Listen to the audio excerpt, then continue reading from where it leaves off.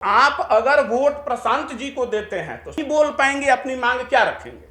एकदम इसको विचार कर लीजिएगा कि क्या कल आप उस हैसियत में रहेंगे कि जाकर अपनी बात कह सकें। ये 1990 के दशक में बिहार को ढकेलना चाह रहे हैं, फिर हमको क्यों कह रहे हो अपना सर्वस्व लुटाने को। भाई क्यों लुटाएगा यह समाज, किसके लिए लुटाएगा यह समाज, मैं पूछना चाहता हूं।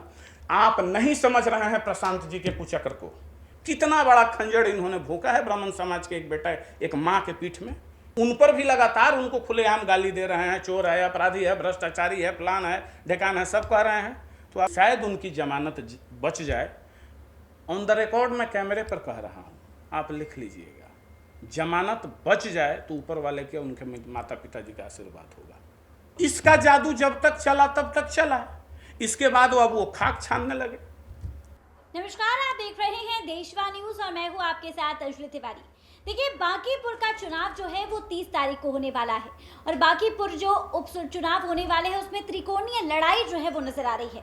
भारतीय जनता पार्टी की तरफ से नीरज सिन्हा मैदान में है, जनसुराज के सूत्रधार प्रशांत किशोर मैदान में है और उसके बाद तेजस्वी यादव की पार्टी यानी राष्ट्रीय जनता दल से रेखा गुप्ता मैदान में है। देखिए, कांटे की लड़ाई जो है वो सामने आ रही है। वही दूसरी तरफ कल तेजस्वी यादव भी पटना पहुंच चुके हैं और उसके बाद पटना पहुंचते उन्होंने बिहार के मुख्यमंत्री सम्राट चौधरी को लेकर बड़ा बयान दे दिया है। देखिए, इस बीच बांकीपुर चुनाव को लेकर हमारे साथ वाईएसडी के राष्ट्रीय अध्यक्ष अमित सिंह जी हैं।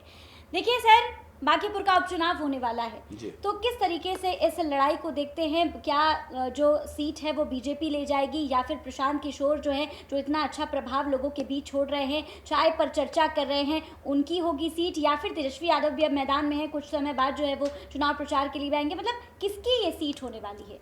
जब तक आदरणीय तेजस्वी जी नहीं आए थे पटना, तब तक लग रहा था कि ये लड़ाई त्रिकोणात्मक नहीं हो पाएगा, 3 धुरी पे नहीं जाएगा। लेकिन अब यह लड़ाई त्रिकोणात्मक आज भी नहीं रहा, आमने सामने की लड़ाई बीजेपी और राजद के बीच हो गई है, यानी इंडिया और एनडीए गठबंधन के बीच लड़ाई हो गई है। प्रशांत जी कहीं नहीं है।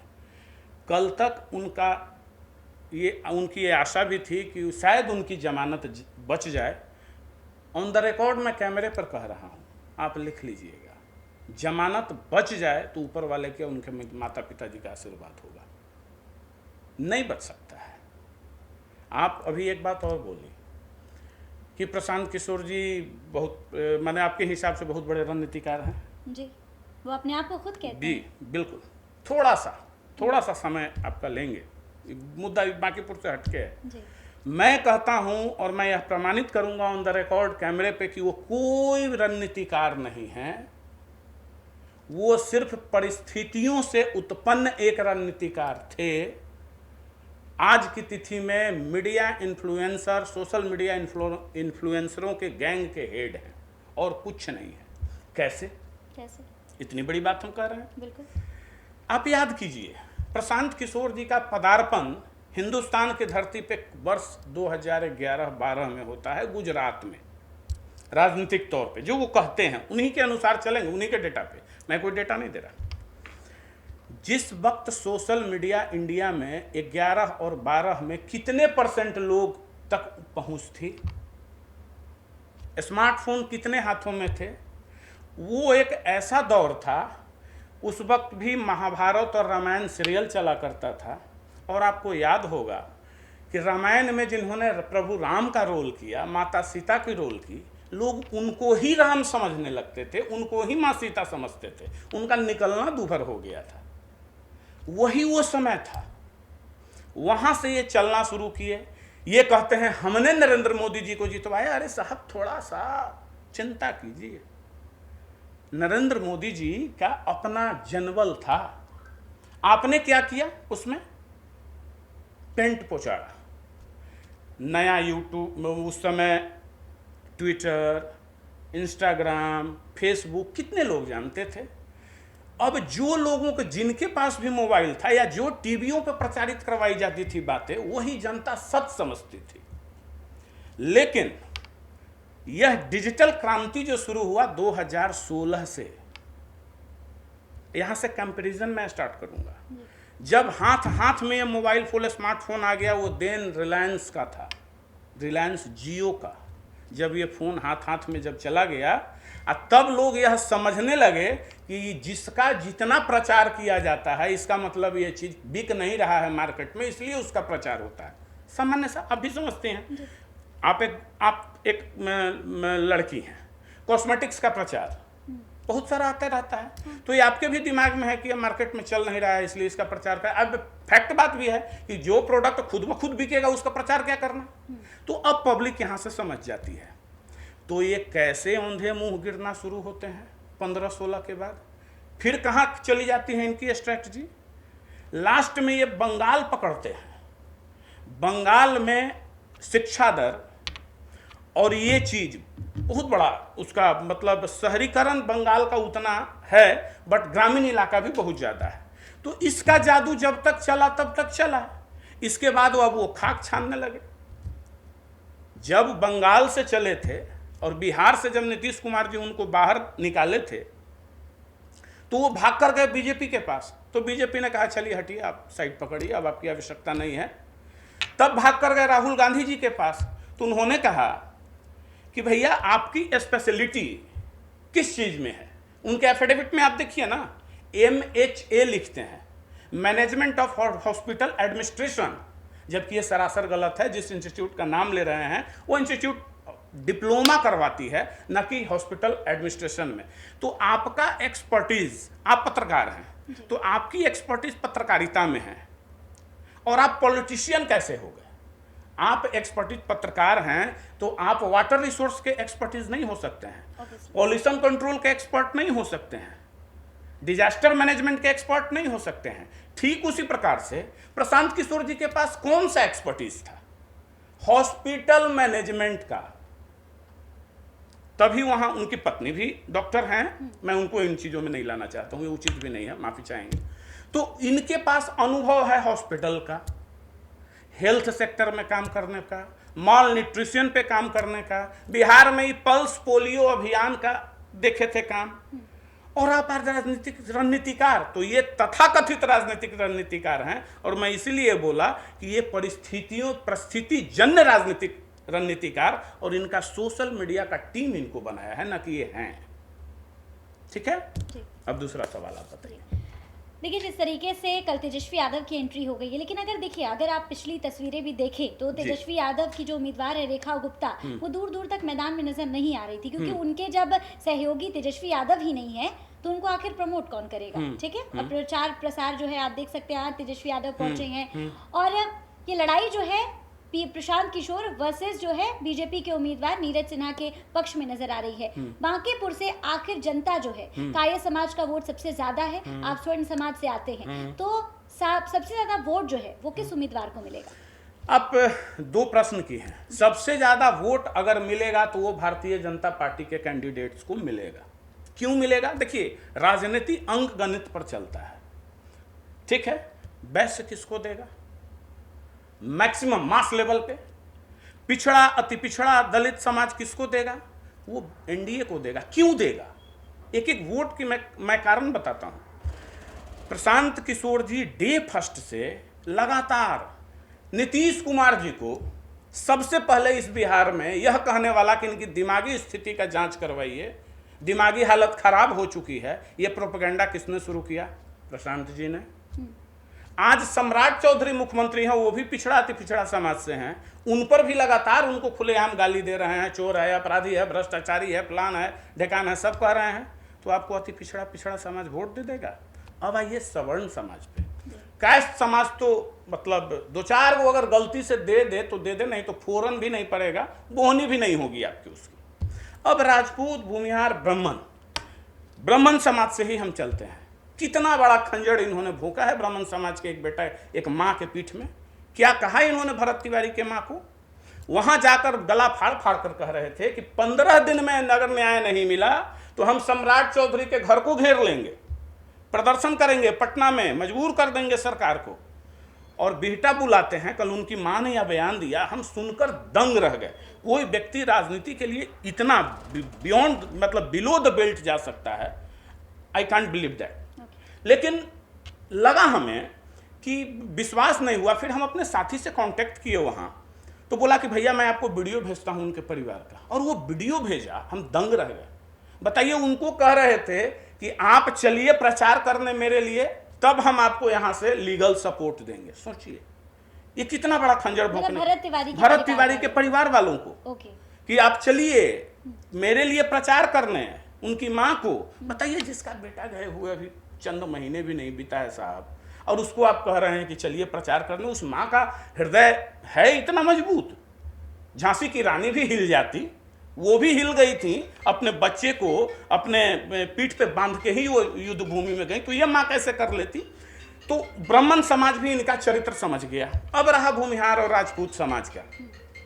हम एक प्रश्न पूछना चाहते हैं एकदम आपके कैमरे के माध्यम से कि चंद राजपूत समाज के या भूमिहार समाज के जो भी भाई हमारे दे रहे हैं, क्यों भारतीय जनता पार्टी के विरोध में यूजीसी फलाना ठेकाना सब, आप नहीं समझ रहे हैं प्रशांत जी के कुचक्र को।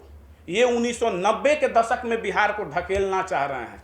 पिछड़े अति पिछड़े दलित को गाली देंगे, और गाली देने वाला अगड़ा होगा, तो एक वैमनस्य की भावना आएगी एक दूसरे के प्रति मन में। दूसरा इनका है कि भाई क्यों आप देंगे, अगर आप वोट दे, यज्ञ में आहुति आप क्यों देते हैं, आप फास्टिंग करें, आप सोमवारी करेंगी, ईश्वर से कुछ ना कुछ आपकी कामना होगी, या बेवजह आपको कोई कहे कि आप फास्टिंग कीजिए, करेंगी नहीं। तो फिर हमको क्यों कह रहे हो अपना सर्वस्व लुटाने को। भाई क्यों लुटाएगा यह समाज, किसके लिए लुटाएगा यह समाज, मैं पूछना चाहता हूं। जिस दिन आप 2% भी वोट दे दीजिएगा ना, उसके बाद जैसे ही जाइएगा एनडीए के पास, तो एनडीए के शीर्ष नेतृत्व कहेंगे, ये बीजेपी के लोग कहेंगे कि हमने तो अपना मान सम्मान ताज आपको दे दिया, राष्ट्रीय अध्यक्ष बना दिया, आपके समाज के व्यक्ति को हमने अपने किसी पिछड़े अति पिछड़े दलित किसी को नहीं बनाया, और आपने क्या किया, उस ताज को उतारने का काम किया, उसको धूल धूसरित करने का काम किया। आपकी जुबान बंद हो जाएगी वहीं पे, आप नहीं बोल पाएंगे, अपनी मांग क्या रखेंगे। तो आप अगर वोट प्रशांत जी को देते हैं तो एकदम इसको विचार कर लीजिएगा कि क्या कल आप उस हैसियत में रहेंगे कि जाकर अपनी बात कह सकें। आप जब बोलने जाइएगा आपको वहीं बंद करा देगी आपकी बोली कि आप तो हमारे राष्ट्रीय अध्यक्ष को हरा दिए, तो जाइए जिसको वोट दिए उससे कहिए। और बांकीपुर दिल है, और यहां भारतीय जनता पार्टी, लोग कह रहे हैं ना कि वो बहुत कमजोर, नहीं नहीं नहीं नहीं, वो कैंडिडेट्स को मत देखिए आप, कमजोर कैंडिडेट्स नहीं है, वो बूथ का मजबूत कार्यकर्ता है। सम्मान दिया और अपने बहुत बड़े पगड़ी को रख दिया उसके सर पे, और आज अगर सवर्ण समाज इधर उधर होंगे तो नहीं देंगे उनको, वोट नहीं देंगे, तो सवर्ण भी नहीं देंगे। हाँ, आप किसको सपोर्ट करते हैं? किसको? हम सीधी सी बात, हम अभी किसी को नहीं, जो जहां है वहीं रह जाए। हम राष्ट्र को सपोर्ट करते हैं, हम यूथ को सपोर्ट करते हैं। और इसी से जन्मा एक सवाल हम आपको बता दें, लोग हमसे कहते हैं कि आप विरोध क्यों करते हैं प्रशांत जी का? उसके 2-3 बड़ी महत्वपूर्ण कारण हैं। आप राजनीति में आते हैं, ये बिल्कुल टारगेट लेकर आए थे कि सामान्य परिवार के लड़के लड़कियां राजनीति में ना आ सकें, उसके लिए इन्होंने कुचक्र रचा। क्या कहा था इन्होंने, हम इसी समाज को मत के वैसे युवा को निकालेंगे, बेटा बेटियों को निकालेंगे जिन राजनीतिक समझ नहीं है, कोई बात नहीं है, धन नहीं है, कोई बात नहीं है, इस बेटे पर, प्रशांत किशोर पर भरोसा कीजिए, और जितनी बुद्धि शक्ति ईश्वर ने हमें दिया है सब लगाकर हम करेंगे। और बाद में इन्होंने क्या किया, खूब खटवाया उन लड़कों को। वैसे परिवार के लड़के आए, लगे कि भाई कोई तो मतलब मसीहा आया है, सब लोग इनके पीछे लगे, लेकिन उन लड़कों के साथ इन्होंने उनके भी युवा लड़के लड़कियों को पीठ में खंजर भोंकने का काम किया। सीधा कह दिए, पहले तो सब 10-10, 20-20 लाख रुपया भीड़ लाओ, ये लाओ वो लाओ सब करो, उसके बाद पहला 21 हज़ार दो पहले, तब प्रत्याशी बनाएंगे। आपने कभी सुना था क्या कोई देश का राजनीतिक दल अपने उन कार्यकर्ताओं से 21,000 रुपया मांगता है उम्मीदवार बनाने के नाम पे, जो उसके लिए खून पसीना बहाया? नहीं मांगता है। उसके बाद अब वो हो गया, फिर उन्हीं से कुकर्म करवाते हैं कि अब जाइए जनता के बीच में एक रोजगार गारंटी कार्ड, जो फर्जी कार्ड, किस बात की गारंटी कार्ड आप दे रहे थे? आप सरकार थे, आप कुछ थे, और 20-20 रुपया आम जनता से, 1.25 करोड़ लोगों से इन्होंने वसूला 20-20 रुपया। तो आप एक जनरेशन को बर्बाद करने आए, आप उन लोगों को बर्बाद करने आए। तो पहला कारण। दूसरा कारण, इंदिरा गांधी के बारे में, श्रीमती इंदिरा गांधी जी के बारे में लोग कहता है देश में इमरजेंसी लगा है, उसका जवाब देश ने दिया। सेंसरशिप लगाया मीडिया पे, उसका जवाब देश ने दिया। आज अप्रत्यक्ष रूप से प्रशांत किशोर जी भी सेंसरशिप लगाए हुए हैं मीडिया पे। क्या करते हैं ये? जो मीडिया घराना इनका खबर अगर पॉजिटिव नहीं चलाएगा, उसको अपने ट्रोल करने वाले 1500 ऐसे गालीबाजों को ये रखे हुए हैं। पूरे चुनाव में 2025 में देखे थे। अब अगर हिम्मत है तो गाली देकर दिखाओ ना जरा, खींच लेंगे घर से। यही बिहार पुलिस खींच लेगी, मैं नहीं खींचूंगा, बिहार पुलिस खींच लेगी। अब कानून आ गया, अब गाली दो, है हिम्मत तो गाली देकर दिखाओ, फिर बताते हैं तुमको कि तुम कितने पानी में हो। हरियाणा से, पंजाब से, दिल्ली से, राजस्थान से उठा उठा के ला के यहाँ बैठ के 1500 लोगों को इन्होंने रखा है। और गाली किसको दिलवा रहे थे? जब ये चुनाव हारे थे ना, जितने मजदूर जा रहे थे उसका तरह तरह का मीम्स बना के, ये है बिहार के कर्णधार, जैसा किया है वैसा भुगतो। जैसे लगता है कि ये कहीं के महर्षि उतर कर आ गए थे कि एक बार कह दिए परिवर्तन। कुछ नहीं, इनका पुराना एक वीडियो आज हमने फेसबुक पर शेयर किया है, वो देखिए। इनकी मंशा थी 200 करोड़ रुपया बिहार से वसूलने का। दूसरा मुद्दा, तीसरी बात, ये सबको दिन रात कहते हैं फलाना चोर है, फलाना बेईमान है, फलाना लुटेरा है। सारी पार्टियां लुटेरी है, सारे राजनीतिक दल लुटेरे हैं, सब नेता लुटेरे हैं, सारे अधिकारी भ्रष्ट हैं।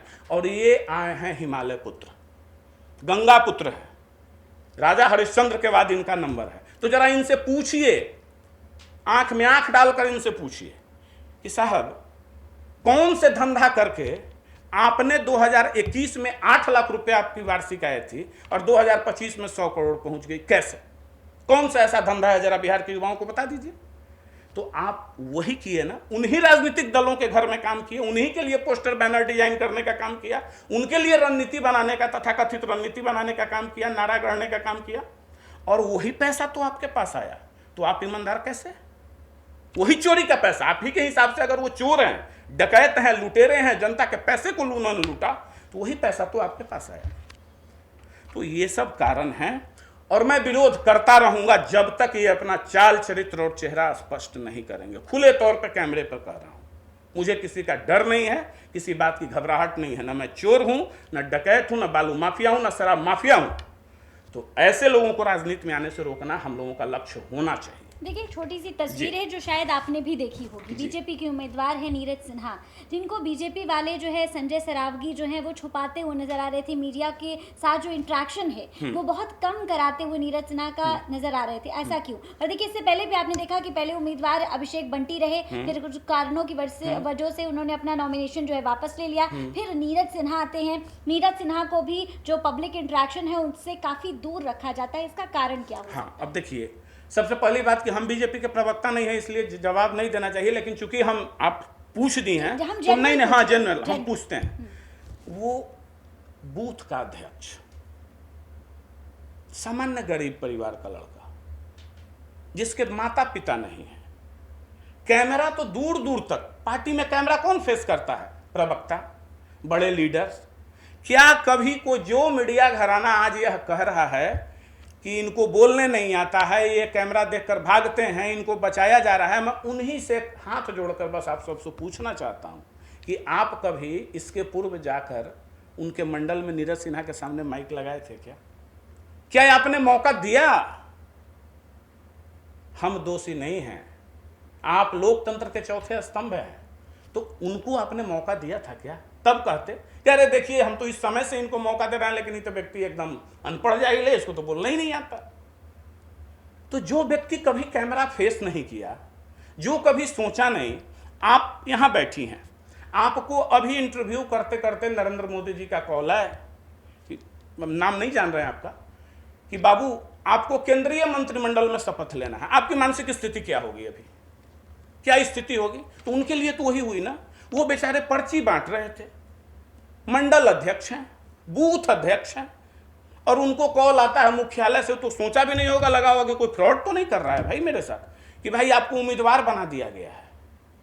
तो उस व्यक्ति की मानसिक स्थिति तो जरा आप समझिए कि कितनी घबराहट होगी, जो कल तक अपने मोहल्ले में हाफ पैंट पहन के घूम रहे थे, और एक ही बार हजारों के कैमरे के बीच सैकड़ों कैमरा उनके ओर है, और वो, अरे बड़े बड़े लोगों का ना पांव हिल जाता है स्टेज पे जाने के बाद। तो वो तो बेचारा एक शरीफ इंसान है। लेकिन एक कहावत है बिहार में कि शहर सिखावे कोतवाली, जब एक ऑफिसर इंचार्ज, प्रशासनिक लहजे में मैं आपको बता दूं, उसकी पहली पोस्टिंग, किसी आईपीएस की पहली पोस्टिंग, किसी आईएएस की पहली पोस्टिंग राज्य के सबसे छोटे जिले में, कस्बे में किया जाता है, इसलिए कि वो वहाँ से अनुभव प्राप्त करे और वही आईपीएस, वही आईएएस, वही थानेदार एक दिन राष्ट्रपति पदक भी प्राप्त करता है।